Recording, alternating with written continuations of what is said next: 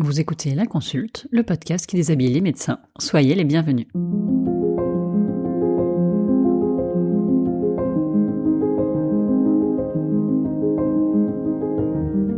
Aujourd'hui, 6 mars 2024, cet épisode est là pour célébrer les 3 ans d'existence de La Consulte.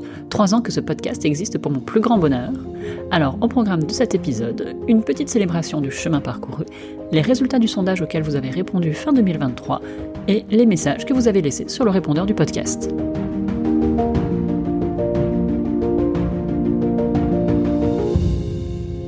Commençons par le bilan et commençons par les chiffres. Aujourd'hui, il y a 56 épisodes qui ont été diffusés pour un cumul d'environ 30 000 écoutes, ce qui me rend très très heureuse, ce qui signifie que ça fait entre 800 et 1000 auditeurs par mois et autour de 2000 écoutes par mois actuellement. Et ce qui me rend très fière, c'est qu'il y a plusieurs formats, des collaborations, en particulier la collaboration avec vous sous forme de boîte vocale et très bientôt le talk show. Il y a aussi une newsletter, une fois par mois, depuis 2 ans, sans faute, et je suis assez fière de ça. Et puis il y a tout ce qui ne se chiffre pas, et ça, ce sont toutes ces rencontres, et tous vos messages qui sont infiniment précieux pour moi.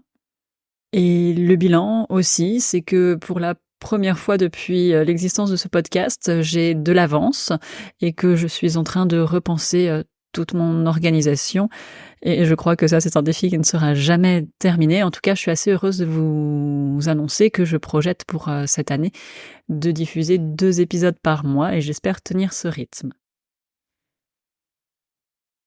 Ensuite, les résultats du sondage. Donc, il y avait 50 répondants, 82% de femmes, 46% entre 26 et 35 ans, et 52% de médecins, et dans ces 52%, 2 tiers sont des médecins libéraux. Vous êtes 60% à avoir découvert le podcast via Instagram et 24% via les applications de podcast. Vous écoutez des podcasts essentiellement pendant les trajets et pendant les tâches ménagères. Et je vous avais demandé quel était votre épisode préféré, alors pas pour faire un classement, mais pour voir quel type d'histoire ou de format vous intéressait le plus. Et ce que je retiens, c'est que vous avez des goûts très très éclectiques et qu'il n'y a aucun épisode qui ressort vraiment. Dans les petits points négatifs, vous êtes plusieurs à m'avoir demandé si c'était possible d'interviewer des étudiants ou des autres professionnels de santé. J'ai choisi de pas le faire, ça rentre pas dans ma ligne éditoriale. J'avais vraiment envie d'avoir un sentiment de connivence pour mes interviews, et donc pour ça, je ne peux m'adresser qu'à ce que je connais, c'est-à-dire les médecins. Certains m'ont dit que parfois il y avait des longueurs dans les épisodes. J'ai fait le choix de ne pas couper ou quasiment pas, parce qu'un médecin est toujours responsable de ses propos en interview, donc je ne voudrais pas prendre le risque de trahir quoi que ce soit des propos de mes invités. Alors vous étiez 52% à ne pas connaître la newsletter et 52% à ne pas connaître le répondeur, la boîte vocale. J'en prends acte, et donc j'en profite tout de suite pour vous rappeler que j'ai une newsletter. Le lien d'inscription est dans les notes de l'épisode, évidemment. J'envoie une newsletter très courte, le dernier dimanche du mois, pour parler des coulisses du podcast et partager quelques réflexions que je peux avoir sur l'exercice du métier de médecin.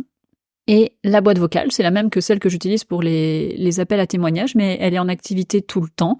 Pareil, le lien dans la description de l'épisode, et vous pouvez me laisser un message, me poser une question, me faire un retour sur un épisode, et si vous laissez vos coordonnées, je peux vous envoyer une réponse. Je vous avais demandé aussi quelles étaient les histoires que vous vouliez entendre. Alors vous m'avez réclamé des chirurgiens, ça va venir. Des médecins heureux, ça va venir. Des parcours internationaux, alors il y en a déjà et ça va venir. Des histoires de burn-out et de résilience, il y en a déjà et ça va venir.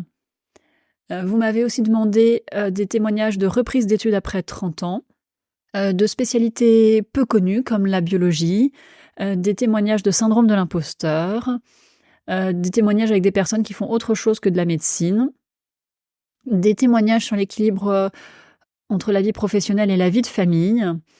Alors tout ça, c'est des sujets que j'ai envie de traiter, en particulier sur la vie de famille. J'aimerais bien un jour avoir le témoignage d'une personne qui s'est arrêtée pour élever ses enfants et qui a repris la médecine ensuite, ou qui n'a pas repris d'ailleurs, ou qui est partie à l'étranger pour suivre un conjoint expat qui a arrêté la médecine et qui a repris ensuite. Donc si vous connaissez quelqu'un n'hésitez pas à me l'envoyer. Vous m'avez demandé aussi des témoignages sur les périodes de transition entre internat et chef, entre remplaçant et installé. Ça aussi, c'est quelque chose que j'aimerais beaucoup traiter sur un format un peu plus au long cours, suivre finalement le cheminement de quelqu'un. Voilà, c'est vraiment un projet que j'ai envie de mener, mais je ne peux pas tout faire en même temps. Et il y a un autre sujet que j'ai envie de traiter, mais ça va venir aussi, c'est tout ce qui est communication entre médecins et travail en équipe. Ça, c'est quelque chose qui me fascine aussi. Et enfin, pour la personne qui m'a écrit « J'aimerais participer », il faut m'envoyer un mail. Mon adresse mail est dans les notes de l'épisode. Enfin, place à vos messages. Bonjour Annelise. Quel a été ton meilleur souvenir d'anniversaire ? Alors, mon meilleur souvenir d'anniversaire, il n'y a rien qui me vient là. Et je suis plutôt discrète habituellement en matière de célébration. Mais ce que je peux vous raconter, c'est qu'il y a 2 ans, j'ai choisi de me faire un auto-cadeau d'anniversaire systématiquement à chaque anniversaire. Et je suis très fière d'être suffisamment autonome pour célébrer moi-même mes anniversaires. Ça me fait très plaisir.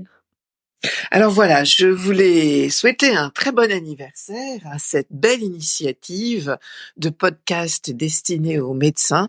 Je trouve ça extrêmement bienveillant et les médecins en ont extrêmement besoin. Merci encore. Quel est ton meilleur souvenir de ta première année de médecine ? Mon meilleur souvenir de première année de médecine, c'est probablement Marine et Charline, les 2 filles avec qui je travaillais, qui ont réussi avec moi la première année. Et vraiment, les révisions ensemble et la solidarité entre nous, c'est un de mes meilleurs souvenirs de la première année de médecine. Salut Annelise, salut la consulte, et bon anniversaire. Ton podcast est d'utilité publique, j'adore l'écouter. Et je te souhaite une très longue vie sur Instagram, sur les ondes et en réalité. Je t'embrasse très fort. Merci Annelise d'avoir créé ce formidable podcast. Il est vraiment super. Et dis-nous, quel serait l'invité un peu magique pour toi que tu pourrais avoir dans le podcast ? L'invité magique, je ne sais pas. Même en cherchant chez les médecins morts, je ne trouve pas. Je crois que j'aurais un peu l'impression de hiérarchiser les invités et ça, c'est vraiment quelque chose que je ne veux pas faire et que je ne fais pas du tout. Peut-être qu'un jour, il y aura une histoire qui va complètement me bouleverser, me chambouler. On verra. Bonjour, je m'appelle Raphaël, je suis mexicain, amant de français et orthopédiste. Je trouve la consulte bien intéressante pour connaître les histoires des autres collègues et je vous souhaite joyeux anniversaire. Joyeux anniversaire, la consulte. Alors, moi, j'avais une question. Je voulais savoir quel était ce que tu retenais de ces 3 ans. Gros bisous, Annelise. Ce que je retiens de ces 3 ans de podcast, alors je retiens que aller vers sa peur, vraiment, c'était la meilleure décision de ma vie et ça a payé et je suis très fière de ça. Je retiens vraiment toute la joie et ce sentiment d'accomplissement que m'apporte le podcast. Et je retiens aussi les rencontres. Alors, je m'étais bien dit que j'allais rencontrer des invités. J'avais complètement sous-estimé les rencontres avec les auditeurs, les auditrices et les autres podcasteurs, podcasteuses. Donc, je retiens ça aussi, les rencontres. Joyeux anniversaire.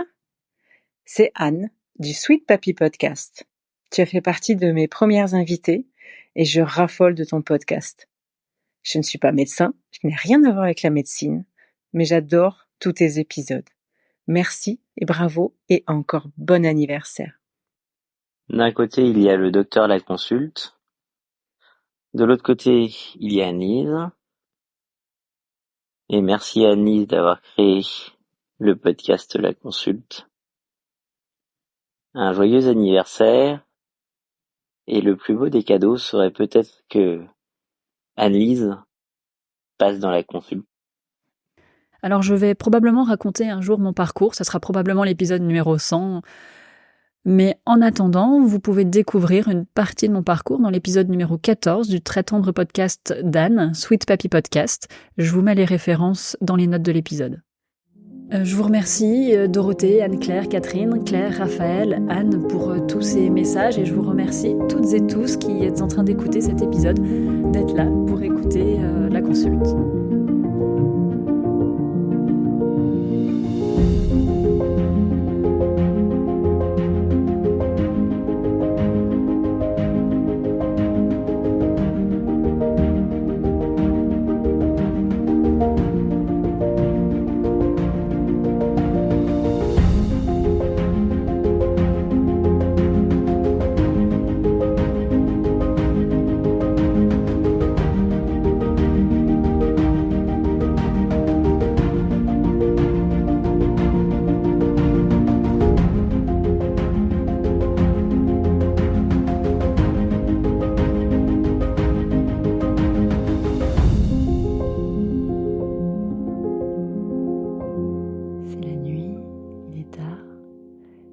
mais j'ai ces mots en tête, alors je vais quand même les enregistrer.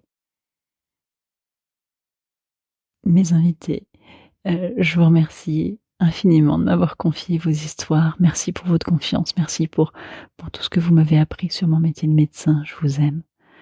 Mes auditeurs, mes auditrices, merci d'être là pour m'écouter, merci de faire vivre ce podcast, d'en parler autour de vous, de m'envoyer des petits mots d'encouragement. Je vous aime. Et les copains, copines de podcast, merci d'être là avec moi et d'échanger et tout ce que vous m'apprenez. J'adore. Je vous aime. Et puis, quand je repense à la Annelise fin 2020, début 2021, merci d'avoir persévéré.